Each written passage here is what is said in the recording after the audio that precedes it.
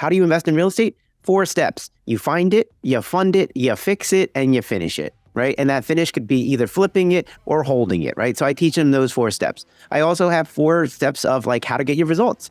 Knowledge, confidence, action, results. First, you get the knowledge from me, and that builds up your confidence. Eventually, because you have confidence, you take action. And when you take action, you get the result. I have a dream. With great power comes great responsibility. I could do this all day. This is it. Don't get scared now. They may take our lives, but they'll never take our freedom. Cinderella's story out of nowhere. It's in the home. That the only thing we have to fear is fear itself.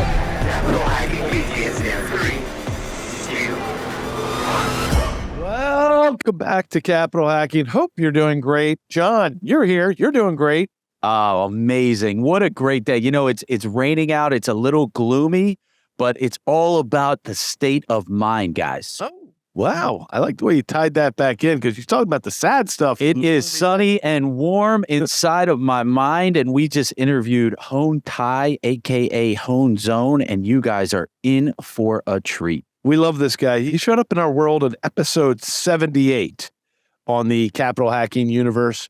I remember meeting him at an event where we're doing podcasts. It was actually Pod Max back then. And he comes in and was really interesting the first time that was the first time I ever met him, was on tape at that time. And since then, it's been years. And we've gotten to know this guy, and you know him really well now, too. Yeah. Hoan's known in our GoBundance community as kind of a funny guy, you know, really lighthearted and always willing to help. But as you will hear on this podcast, he is a Hoanzone. He's locked in. He explains complicated scenarios and situations and deals very, very simply. Yeah, so here's why you're going to want to stay till the end. This guy's going to lock in and give you a case study, blow by blow, of how to buy a property with almost no cash or very little cash and not even a debt, because he's going to teach you how to negotiate a seller financing note. So what I just shared with you identifies this as a different type of show because it's really about real estate, actively investing in real estate. Sometimes we talk about passive investing through syndications and other ways, but today is the day where we actually go back to the real, really real, do-it-yourself, active real estate investing. And Hoan is going to lay it out really well. As John, as you said, he's going to teach us new terms. And then at the end, he's going to surprise us about his business and how people can join him. Yeah, how he can help you get more involved in real estate investing and also help you learn how to become a hard money lender. Yeah, that's true. So you're going to learn hard money lending. If you don't know what that is, he'll describe it. You're going to learn the actual steps to buy real estate. He's going to debunk several different ways to get debt.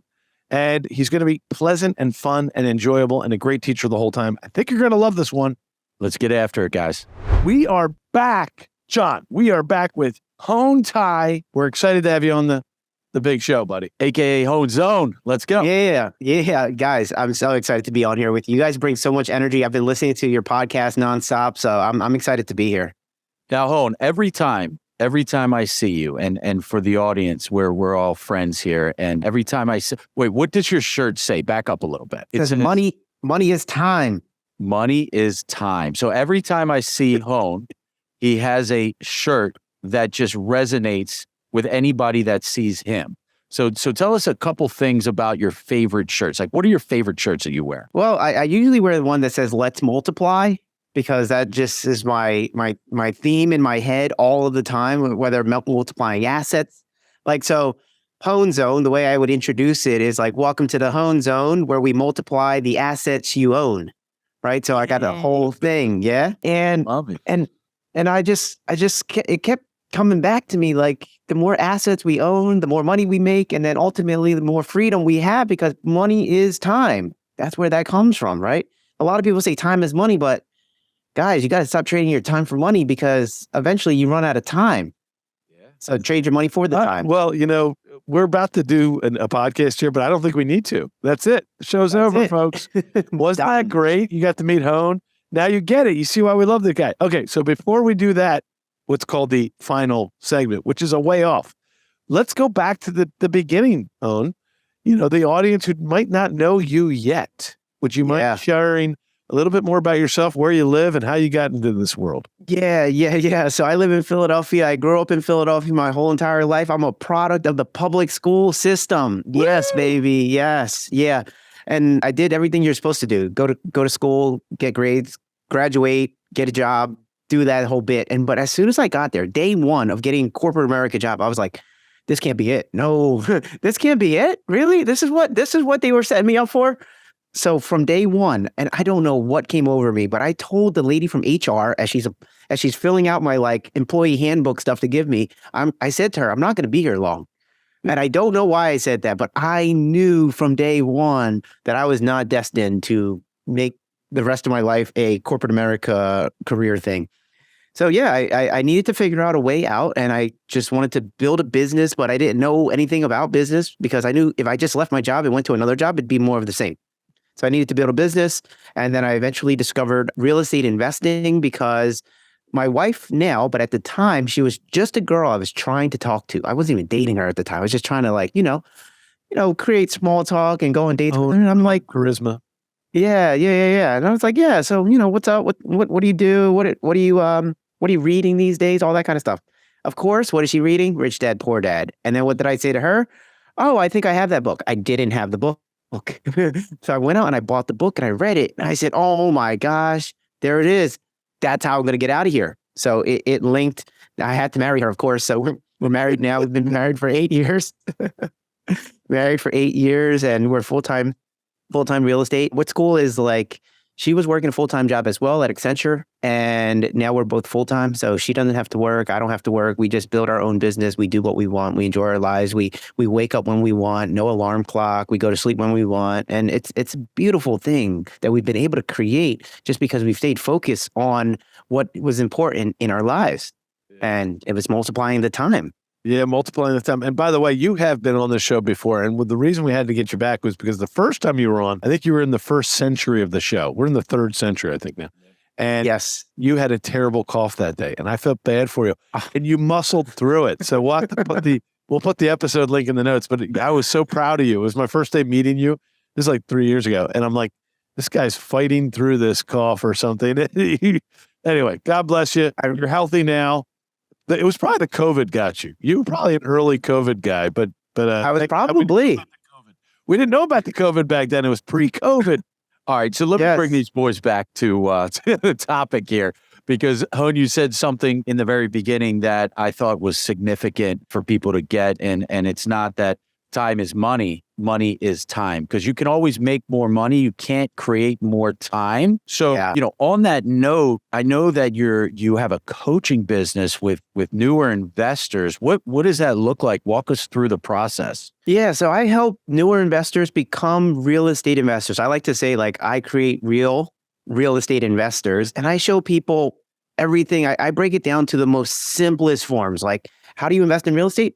4 steps. You find it, you fund it, you fix it, and you finish it, right? And that finish could be either flipping it or holding it, right? So I teach them those 4 steps. I also have 4 steps of like how to get your results: knowledge, confidence, action, results.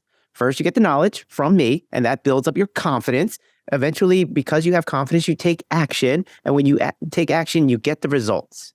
And it's simple as that. And I tell people, I warn them, don't just take action blindly. Right? Some people have false confidence. They just like, oh no, I'm going to make it happen. Based off of what? Like, if you don't know what you're doing, don't just go out there taking action, because you will get a result. You just might not like the result. Right? So I have a lot of these kind of teaching methods that allow people to really understand real estate investing, and I make it simple and not scary. Scary is what causes people to never get started.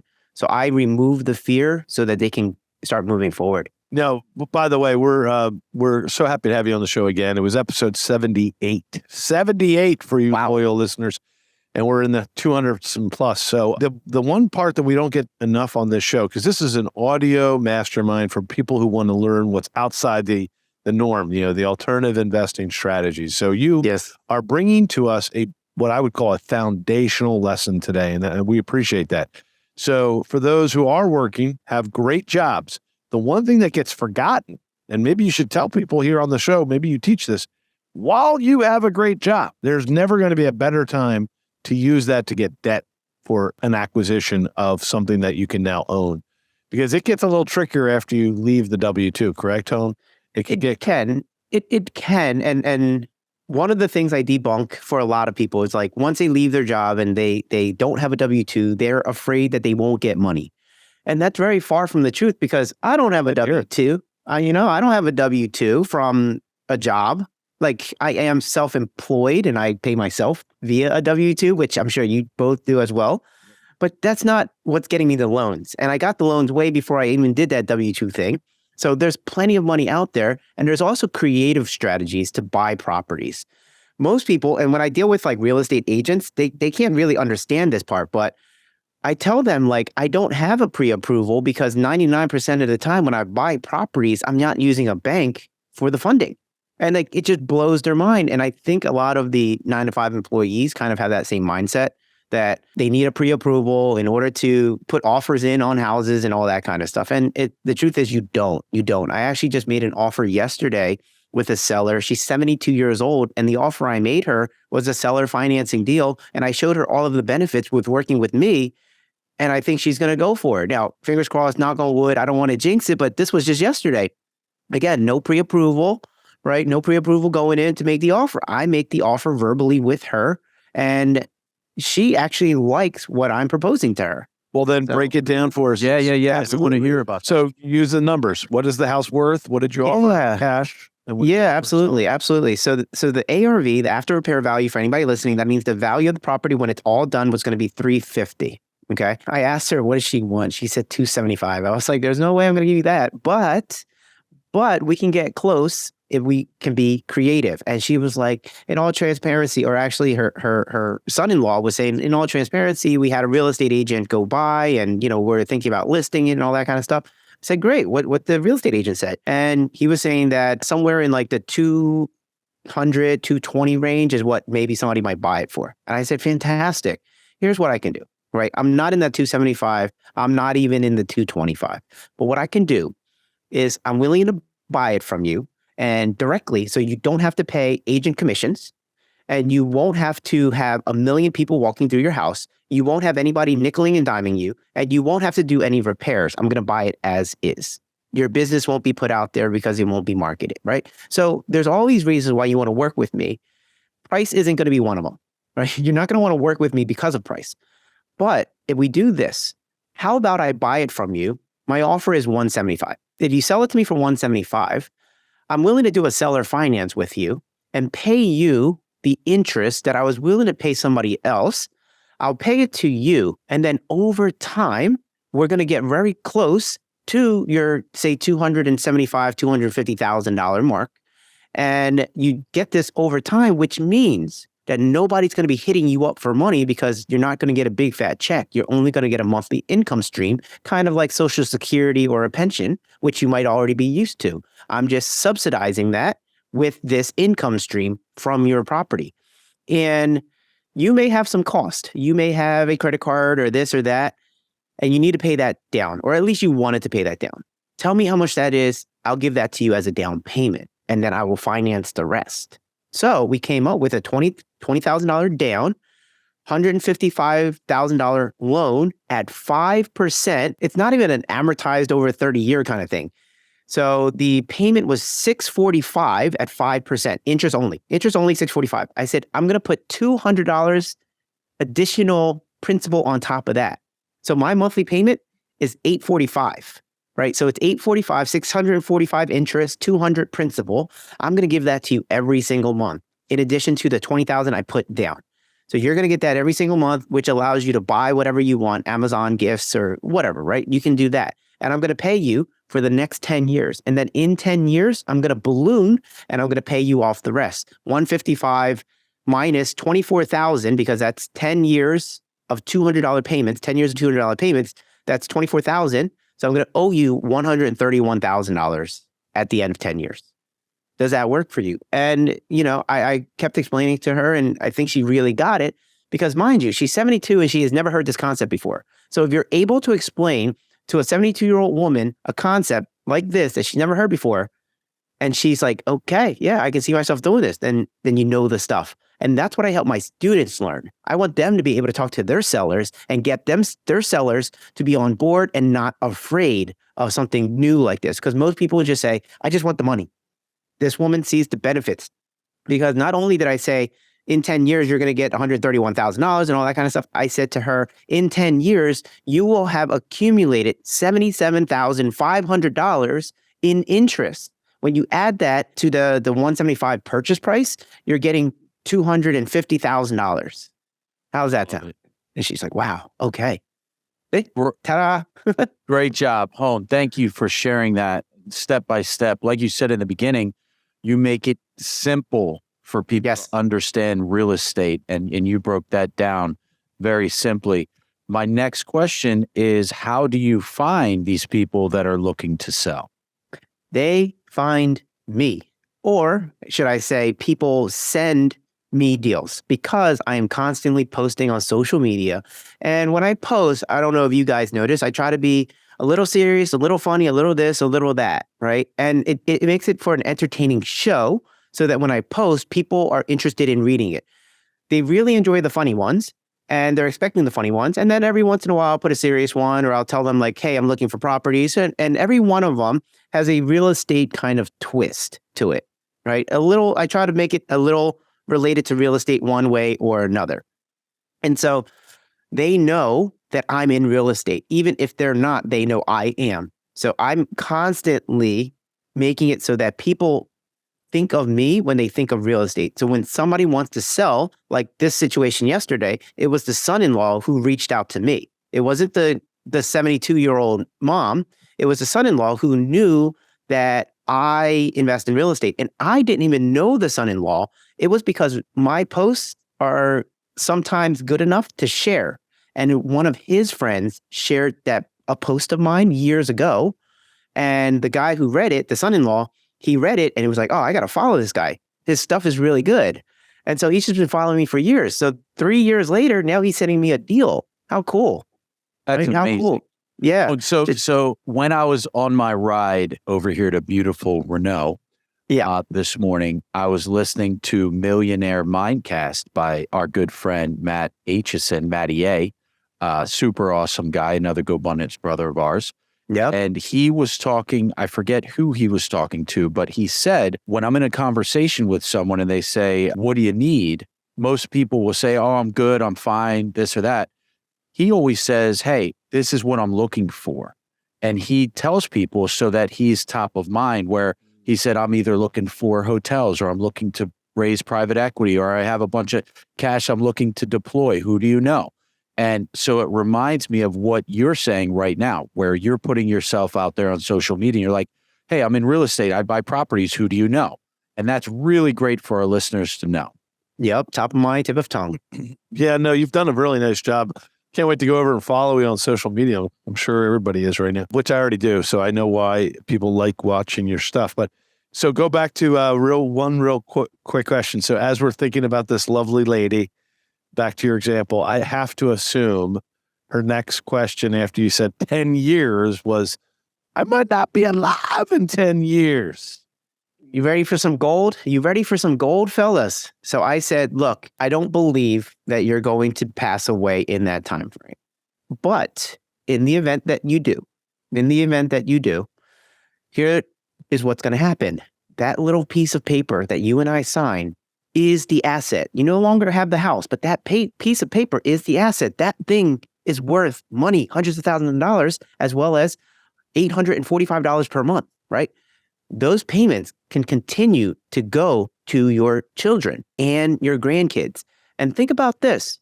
Every time they get a monthly payment from me, they're going to think about grandma. They're going to think grandma did this for us. Wow. How about that? So I'm allowing her to leave a legacy, which before she didn't have one. Hold on. Tell me if that worked. Like her first reaction was? Yeah, she liked it. And then we started talking about trust. She was like, how do I set that up? Right? How does that work? Now she wants to know the details because she's seeing that. She's seeing that potential. Oh, okay. Because she never thought that before. Remember, she's never heard of seller finance, right? She's never heard of seller finance. She didn't even know you could sell a house this way. And now she didn't know that she was going to leave a legacy for her kids and grandkids. Like I'm dumping a lot on her. And then we go on and I start explaining how a revocable living trust works. And so we're going into all these conversations and I'm like, look, with revocable living trust, you got a trustee that sets the rule or enforces the rules that you set. It's a hand beyond the grave. And you make sure that people are getting the money in the way that you want it to happen and all that. And she's just like, wow, I can see myself doing this. Right. And so I keep painting the picture. Okay, now this is all a live deal. So talk to me about when it actually worked over the last 4 years. In terms Have you of, done one of these with an older person who Yes. was able to come to grips with something that is 10 years, even though they're in their 70s? Yeah, yes. I have an investor I have a couple. They're 78, and we signed a 10-year. We signed a 10-year. Then there's a woman who's in her 60s, and we signed a 15-year. Now, devil's advocate, that first of all, you won me over right there. Okay, you got me. But why are you doing such long payouts? Why not you're not flipping them, are you? You're keeping these. These are your rentals. That's it. I'm following John Edwin's model there, right? You just hold on to properties and get cash flow. And then it's like, if John and I don't work for the rest of our lives, like we're still good. It's a beautiful thing. But how do you do that? You got to own the assets, right? You got to multiply the assets you own. And buying these properties and holding on to them and having these long finance periods and all that kind of stuff. I mean, 10 years may seem like a long time. After the 10 years, I'm going to refinance and do another 30, right? And so it's not that long, actually. I got to ask another follow-up question. So 5 years from now, we have another bubble and that house is worth $650,000. It's the year 2028. And you'd love to pull out some equity and buy a couple houses. How are you going to do it? Do you have a clause in there that they're gonna get an automatic balloon payment, or are they going to be subordinated? What are you going to do with that when you pull capital out? So I have options, right? So once it's worth $600,000, I could either pay them off, right? Refinance, pull out a big lump sum. There are some lenders who are willing to go in second position, believe it or not, because I have a loan where it's in second position. It's a line of credit. And the property's owned in an LLC. Like I didn't think that product existed, but it does, and I have one, right? So if I can find a lender that was willing to be in second position, fantastic, right? I can pull out money that way. I can refinance. I can pay him off early, and then just get into a 30-year loan. Probably won't sell it, but you never know. 5 years from now, I might be like, look, I'm going to sell my whole portfolio and roll it into a resort or a wedding venue. No, I'm just kidding, Josh. But that's a possibility of like rolling it into something bigger and selling it that way and just paying them off.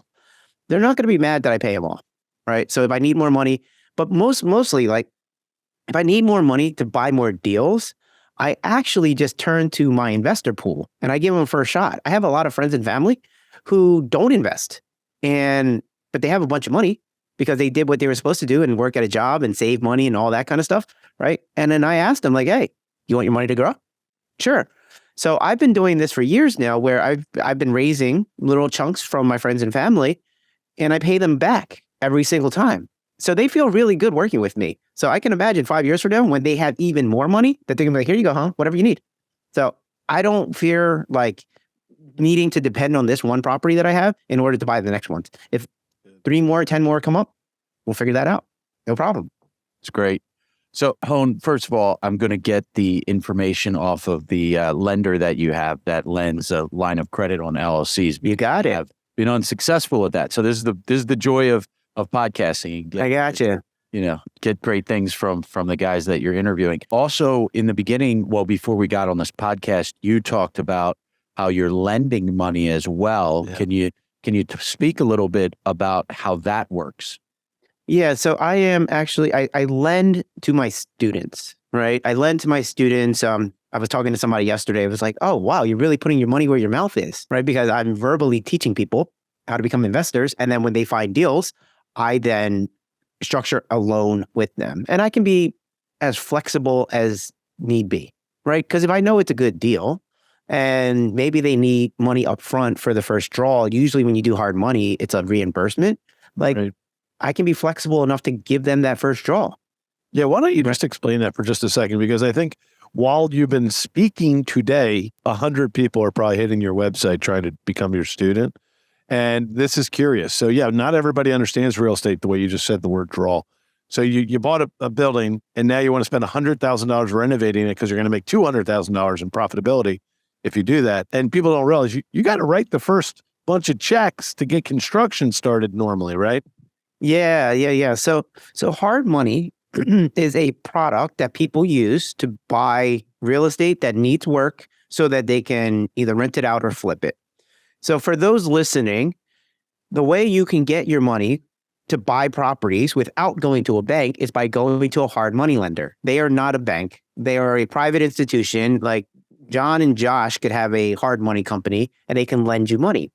And the purpose of this kind of money is for riskier, quote unquote, riskier deals. And they're riskier because they need rehab. They need work to be done.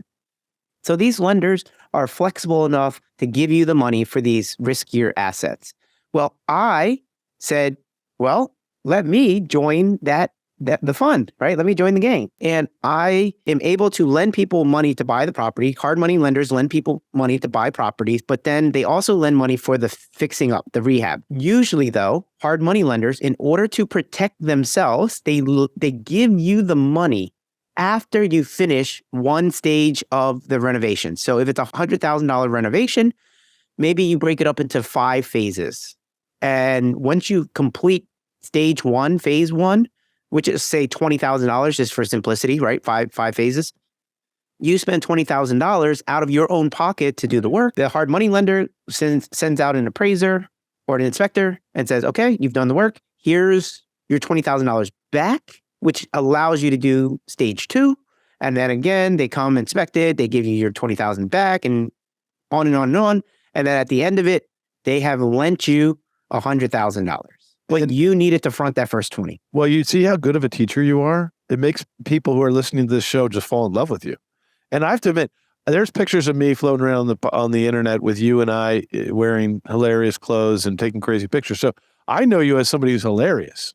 But on this podcast, you are Mr. Teacher. I love it. So let's paraphrase. Let me jump all the way into your business.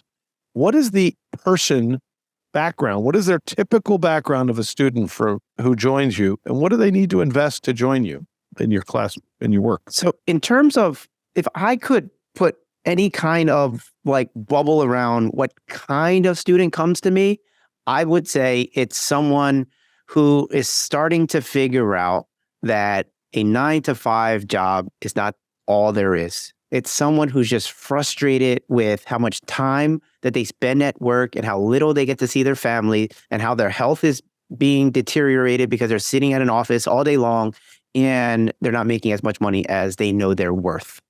So this person, when in terms of a demographic, it's more of a psychographic. It's a person who is unfulfilled with their life as it is, and they're looking for a way out. And they see real estate investing as the way out. And then they see me as the person who can explain it to them in the way that they need. And they also realize that I'm super caring and super thoughtful and will work with them until they understand it. And I'm like super patient with how long it might take them to get a concept.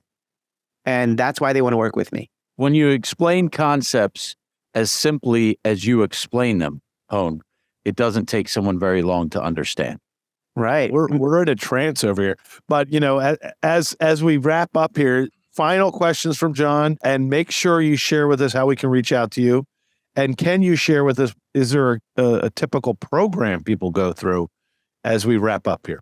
Yeah. Final question is, what are you looking to buy right now? I am looking to buy commercial properties. I'm looking to get out of the residential space, diversify a little bit, get into the commercial space, and maybe do a little value add if possible, raise rents. The same model as everything else, right? You buy, renovate. When you say commercial, do you mean larger multi-unit? Do you mean warehouse building? Yeah, so more of the warehouse buildings, industrial, flex space, maybe retail strip centers, things like that, like actual commercial where businesses are in there versus having... How have you done on your deal flow? Have you found any deals so far you're analyzing? Yeah, so there's a couple that came my way, and I've made some offers. I actually got one offer accepted verbally. We're just waiting for a tenant on the first floor to get out, and then it'll open it up for me to buy and do all the things that I want to do the value add, but I don't want to inherit somebody's problem. Currently, they have a problem tenant. And so I do have something in the pipeline and looking at more. And I guess as I keep saying it out into the universe, I think more things are going to come my way. And I'm going to be like, Hoan, what did you ask for? And where can people find you, Hoan? Let's say our listeners just, they want to become a student. Where do they find you? Yeah, people can email me at Hoan, that's Hoan. It rhymes with loan, like a hard money loan, hard money Hoan, Hoan at Hoanzone.com. And that's Zone, regular zone, right? So Hoan at Hoanzone.com. Yeah, dude. Hey, can't wait to see you at the next meeting or wherever we I think we've met up with each other at bars even. So that's how fun you are. So thank you so much for being on the show, buddy. Thanks. Yeah. Hey, thanks guys. Thanks for having me. Cheers. Damn straight. We just got buddy. We got to the end of another great show. And everyone listening right now, you're the family and friends. Thanks for staying till the end. That was so fun. And hey, hit the like, hit subscribe. We're here to serve you guys. That's why we're doing this show. Josh is not paying me. I'm doing this off of my quote unquote sweat equity because we want to make a difference in your life. And then that ripple effect will continue to touch the world. Hey, amen, brother. Please check us out on capitalhacking.com, all the social media threads. And yes, I know you've probably already sent this episode to one of your best friends. Thank you. We love you. Just go right into your iPhone, hit the plus symbol. We'll talk to you later. See you next week. Share.